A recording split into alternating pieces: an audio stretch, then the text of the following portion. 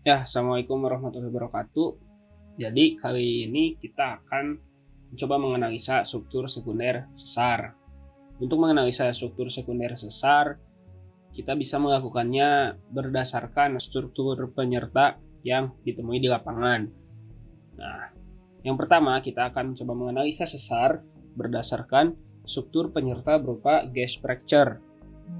Data yang kita gunakan itu adalah data dari kedudukan gas fracture itu sendiri berupa struktur bidang atau strike and dip seperti ini, dan output yang akan kita hasilkan yaitu pitch dan pelang dari sesar yang akan kita analisa. Nah, langsung saja kita ke dips.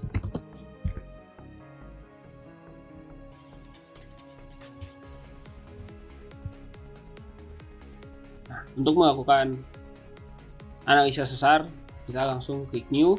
Nah, seperti biasa ininya si project settingnya kita ubah menjadi strike and dip yang right sesuai dengan kaidah tangan kiri, di mana dip berada di kanan strike. Oke. Nah, data struktur bidang tadi, gas fracture tadi kita copy paste saja ke dips. Nah, setelah itu langsung saja kontur preset. Kemudian akan terlihat diagram kontur dari struktur bidang yang telah kita plot. Nah, seperti kita lihat ini terdapat elevasi tertinggi dari si gas fracture. Kemudian langsung kita tambahkan saja bidang gas fracture-nya dengan add plane, kemudian arahkan kursor kita ke puncak elevasi. Nah, sebelumnya pol ID-nya uncek aja, terus labelnya nama aja GF atau gas fracture. Nah, selain data gas fracture, kita juga tentu saja membutuhkan data bidang dari bidang sesar itu sendiri yang akan kita ukur nanti di lapangan. Nah, kali ini saya mempunyai data bidang sesar sebesar 175 derajat east, not 175 derajat east dengan dip 25 derajat. Nah, langsung saja kita masukkan ke dips dengan cara add user plane, klik di sembarang tempat, kemudian nilainya kita sesuaikan sesuai dengan data bidang sesar yang telah kita punya. 175 25. Kemudian kita beri label BS atau bidang sesar, kita ganti warnanya bebas. Nah, setelah ini kita akan membuat bidang bantu atau griddle plane. Griddle plane seperti biasa merupakan bidang yang dibentuk dari pertemuan antara bidang sesar dan gas fracture. Kita add user plane aja, kemudian arahkan kursor kita ke pertemuan antara bidang sesar dengan gas fracture. Kita beri nama GP atau griddle plane. Oke. Nah, setelah ketiga bidang ini terbentuk, kita bisa langsung mengidentifikasi arah tegasan umum dari sesar yang kita analisa. Yang paling sederhana adalah sigma 2 atau tegasan 2 yang berada di titik pertemuan antara bidang sesar dengan gas fracture. Kita bisa langsung tandai aja ke sini. T2 atau tegasan 2. Fill background and bordernya bisa di-uncheck aja. Nah, untuk sigma 1 atau tegasan utamanya itu bisa kita identifikasi sebagai titik di mana pertemuan antara gas fracture dengan bidang bantu atau griddle plane. Kita copy saja yang ini. Nah, sini kan sigma satunya. Nah, untuk menentukan sigma 3 itu kita bisa ketahui karena sigma 3 itu pada umumnya merupakan gaya yang berasal dari 90 derajat terhadap sigma 1. Nah, pada analisa stereografis kali ini sendiri, sigma 3 berada di sepanjang griddle plane dengan jarak 90 derajat dari sigma 1. Nah, untuk memudahkan kita dalam mengidentifikasi sigma 3, kita bisa membuat bidang bantu selanjutnya. Kita add user plane. Nah, kemudian kursor kita arahkan ke titik pertemuan antara GF dan GP atau pada sigma 1. Kita yang bantu 2 yang nantinya kita bisa langsung hapus saja. Nah, pertemuan bidang bantu 2 dengan griddle plane itu merupakan sigma 3.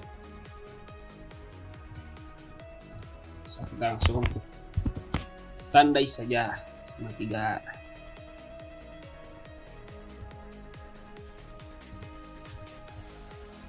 Agar si bidang bantu ini tidak mengganggu si estetika dari analisa stereografis kita bisa langsung hapus saja, karena bidang tersebut hanya untuk menunjukkan 90 derajat dari sigma 1. Setelah itu kita bisa langsung identifikasi pitch dan plang dari sesar yang kita analisa. Pitch itu sendiri bisa kita identifikasi pada griddle plane yang memiliki nilai terpendek terhadap bidang sesar. Nah, jadi bagian griddle plane mana yang memiliki nilai terpendek dari atau ke bidang sesar bisa kita identifikasi di sini ya. Nah, ini pitch-nya. Sini sampai sini itu pitch-nya. Kita langsung standar saja. Nah, untuk mendapatkan nilai pitch, kita bisa menggunakan bantuan Stereonet Overlay. Nah, caranya kita ketahui dulu bahwa si strike dari griddle plane ini itu 340. Ya, oke. Nah, kemudian kita Stereonet Overlay, custom. Kita gunakan trend dari Stereonet Overlay-nya itu dari si strike griddle plane 140. Nah, oke. Nah, jadi bisa kita lihat karena satu garis dalam ini adalah 10 derajat, jadi kita bisa langsung identifikasi saja kira-kira pitch-nya itu berapa derajat gitu. Nah, bisa kita lihat ini pitch-nya saya kira ada di 7 derajat. 7 derajat. Nah, selanjutnya kita akan mengidentifikasi plang. Plang itu merupakan nilai kemiringan dari titik antara pertemuan bidang sesar dengan gas fracture atau yang ini. Nah, kita baca sih kemiringannya. Untuk membaca kemiringannya kita harus membawa si titik ini terhadap garis lurus. Nah, untuk melakukannya kita perlu mengetahui nilai trend dari titik ini. Kita ubah dulu ininya jadi trend and plunge, terus arahkan kursor ke titik pertemuannya 150. Nah, kita gunakan lagi bantuan Stereonet Overlay dan menggunakan trend si pertemuan antara bidang sesar dengan gas fracture ditambah atau dikurang 90. Nah, seperti kita ketahui kan 250 misalnya kita kurang 90 itu 160. Coba menggunakan 160. Oke. Lalu, nah dengan ini garis east-west atau garis lurus pada Stereonet berada di titik pertemuan antara bidang sesar dengan gas fracture. Nah, bisa kita langsung tandai saja bagian plangnya. Nah, ini berikut merupakan bagian plangnya.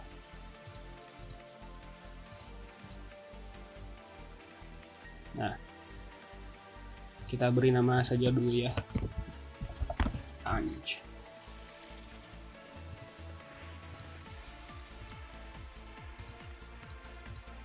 Nah, untuk membaca nilai punch ini, kita baca kemiringannya atau dipnya. Seperti biasa, satu garis dalam ini 10 derajat.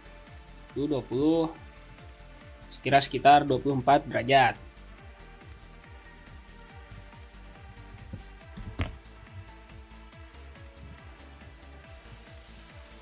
Oke.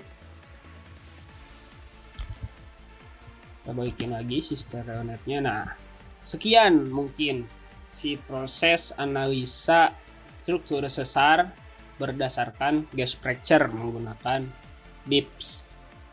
Untuk mengekspor si stereografis ini seperti biasa kita bisa langsung ke major planes saja agar si user planes yang telah kita buat terlihat nilainya. Kemudian kita file, export image file, dan save seperti biasa.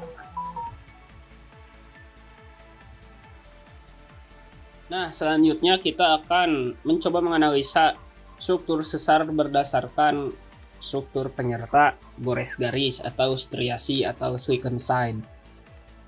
Nah, data yang kita gunakan dalam analisa kali ini yaitu data si bidang sesarnya tentunya. Kemudian ada data dari struktur penyerta yaitu silicon side atau gores garis atau striasi yang merupakan struktur garis.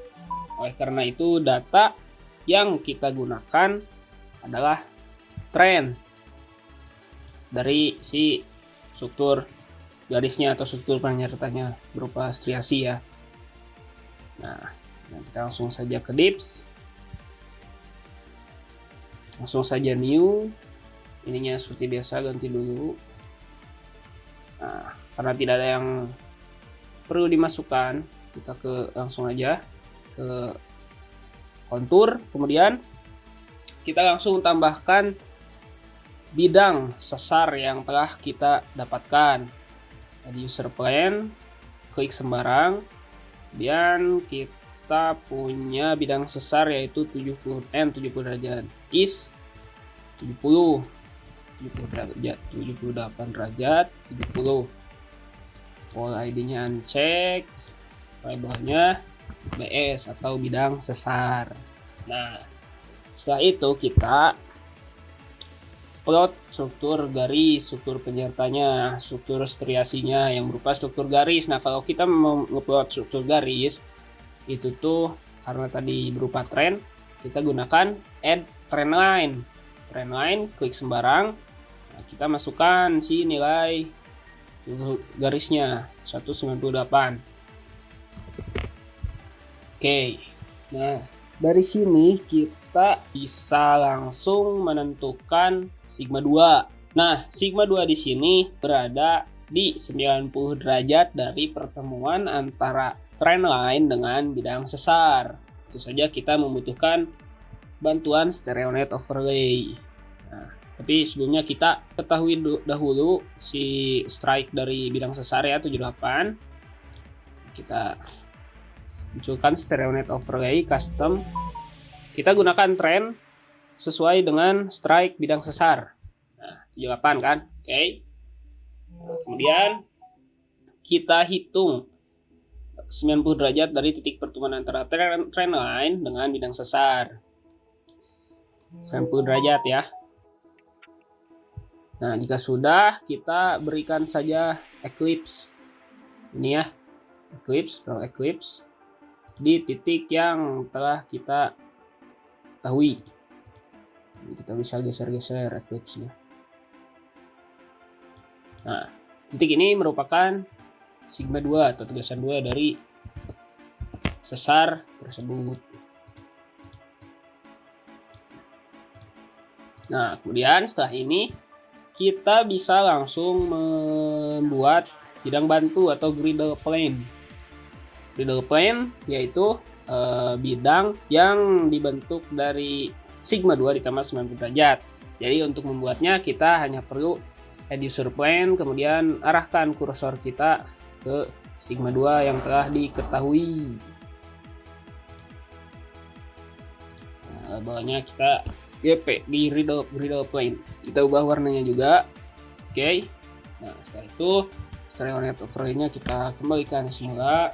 Nah, kemudian setelah ini kita bisa langsung menentukan sigma 1 dari sesar yang kita analisa. Nah, sigma 1 itu sendiri berada di sepanjang bidang griddle plane dengan jarak 30 derajat dari pertemuan antara griddle plane dengan bidang sesar. Nah, jadi untuk menentukannya kita bisa langsung menggunakan si stereonet overlay seperti biasa dengan besaran trend sama dengan strike griddle plane. Strike-nya 171 ya. 71 kita masukkan saja, oke. Dan bisa kita langsung hitung dari pertemuan griddle plane dengan bidang sesar 30 derajat. Nah, bisa kita langsung berikan eclipse. Nah, ini merupakan tegasan 1 atau sigma 1 atau tegasan utama dari sesar tersebut. Nah, untuk tegasan 3 atau sigma 3 atau gaya minor dari sesar ini seperti biasa, sigma 3 merupakan atau berada di 90 derajat dari sigma 1. Jadi untuk mengetahuinya kita bisa juga menggunakan bidang bantu. Kita di user plane, kemudian arahkan kursor kita ke sigma 1 yang telah diketahui. Ini sembarang saja ya, karena ini nanti akan dihapus gitu. Kita gunakan eclipse lagi. Nah, ini arahkan ke pertemuan antara bidang bantu dengan griddle plane, bidang bantu yang kita baru buat. Setelah itu si bidang bantu kita bisa langsung hapus. Titik ini merupakan sigma 3 dari sesar tersebut. Nah, setelah kita mengetahui arah tegasan umum dari setelah kita mengetahui arah gaya umum atau major principle dari sesar yang kita analisa, kita bisa langsung menentukan nilai pitch dan pelang. Pitch seperti pada analisa sebelumnya bisa kita identifikasi dari bidang griddle plane dengan nilai terpendek terhadap atau ke bidang sesar. Nah, jika di sini bisa kita lihat antara bidang yang ini, griddle plane yang di utara dengan griddle plane yang di selatan itu nilainya lebih pendek yang di selatan. Kemudian berarti bisa kita simpulkan bahwa pitch pada sesar ini adalah bidang griddle plane yang di selatan yang dipisahkan oleh si bidang sesar ya. Kita langsung beri notasi pitch. Nah,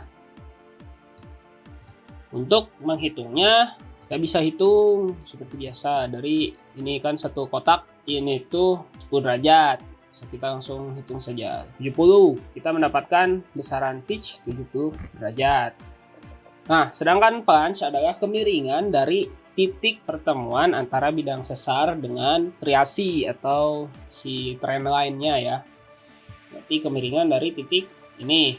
Nah, untuk mengetahuinya kita bisa ubah dulu si parameternya ke trend plunge ya. Kemudian kita arahkan kursor ke titik pertemuan antara trend line dengan bidang sesar. Sini ya, itu 198. Nah, kita gunakan stereonet overlay dengan trend titik pertemuan bidang sesar dengan trend line dikurang 90 atau ditambah 90 juga bisa. Tadi kan 198, berarti dikurang 90 jadi 108. Nah, dengan ini kita bisa menghitung si kemiringan titik ini karena lurus dengan garis lurus pada stereonet. Bisa kita tandai terlebih dahulu ya. Pertemuan antara bidang sesar dengan triasi kan ini. Oke. Bisa kita beri notasi dulu. Punch.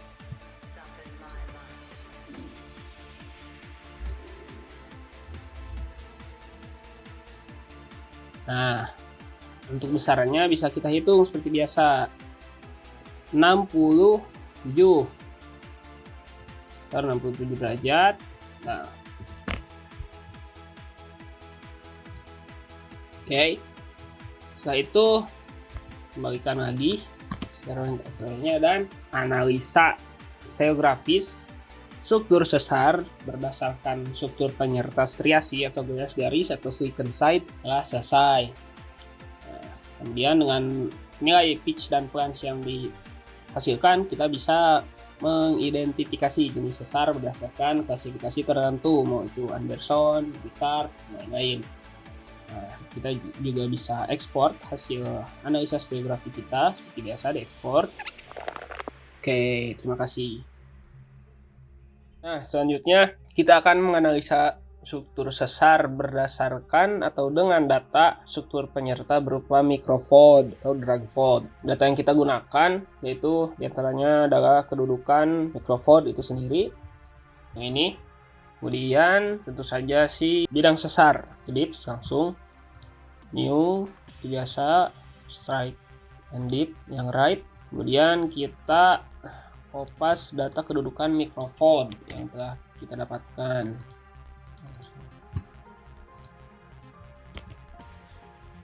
Nah, kemudian langsung ke kontur preset. Di kontur preset ini kita langsung saja add user plane dan buat bidang si microfold.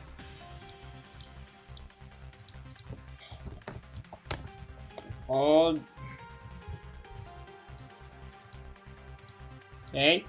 Nah, setelah itu kita masukkan bidang sesar yang telah kita ukur sebelumnya. Node 180 derajat. Node 188 derajat is dengan deep 80 derajat. Add user plane, klik sembarang, masukkan nilainya 188 60 bidang sesar.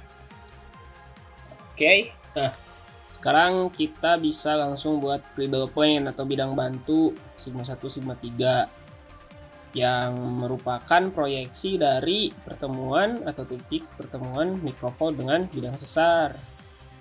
Nah, kita add user plane, kemudian kursor kita arahkan ke pertemuan BS dan microfold. Selabel cradle plane. Nah, setelah ini kita bisa langsung identifikasi major principal atau arah tegasan umumnya. Untuk sigma 2 itu berada di titik pertemuan antara microfold dan bidang sesar. Bisa kita langsung tandai ya sini.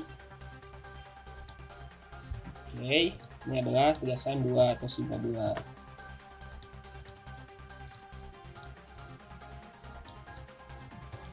Nah, selanjutnya untuk sigma 3 itu berada di pertemuan antara microfold dan cradle plane. Perlu diingat bahwa sigma 3 ini merupakan sigma 3 aksen atau sigma atau gaya atau sigma 3 yang menciptakan atau memicu terjadinya atau terbentuknya drag fold, jadi bukan si sesar. Oke. Sigma 3 aksen. Nah, untuk sigma 1 aksennya seperti biasa 90 derajat dari sigma 3. Bisa kita gunakan bidang bantu juga. Nah, titik perpotongan bidang bantu dan cradle point ini merupakan sigma 1 aksen.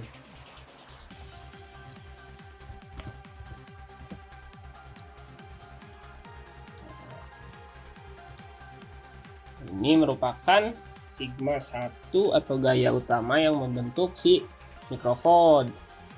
Nah, sedangkan sigma 1 atau gaya utama yang membentuk sesar itu berada di 30 derajat dari bidang sesar ke arah sigma 1 aksen. Bisa kita langsung hitung saja dengan bantuan overlay stereonet. Nah, overlay stereonet yang kita butuhkan harus dengan trend 283 atau sama dengan strike cradle plane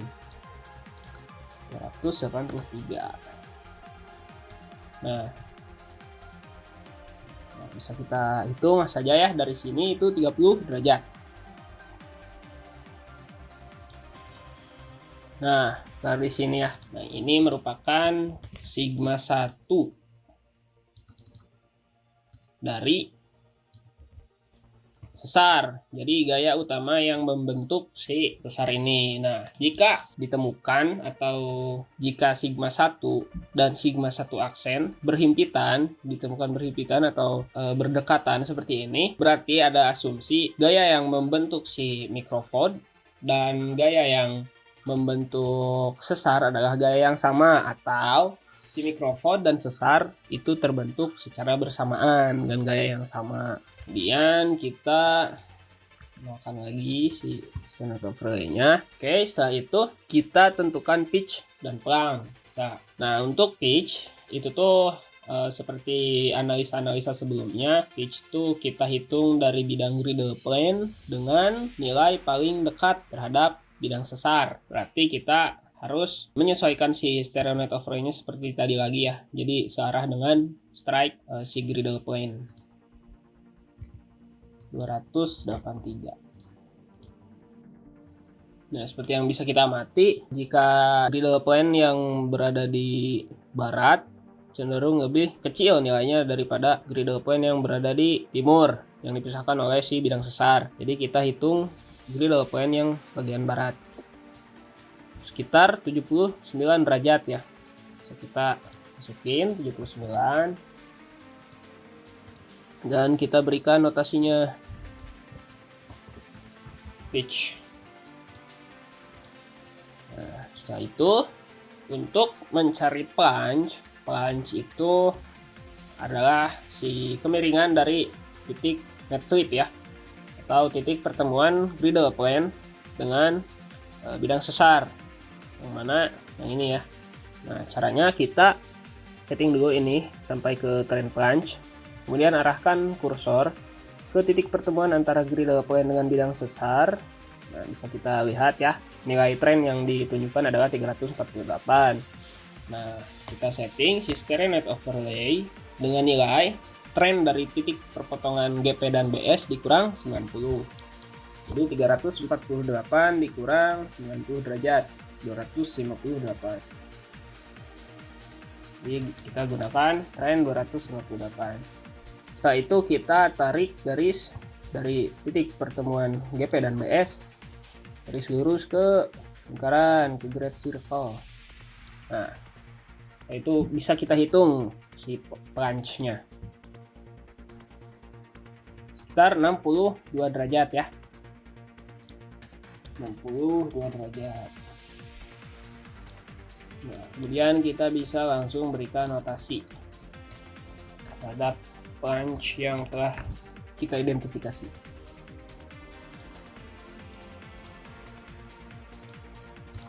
Nah, setelah itu si stereo net overlay-nya bisa kita nolkan lagi, kemudian move plane agar nilai bidang yang telah kita buat tampil di si layoutnya. Kemudian kita bisa langsung save saja, export image.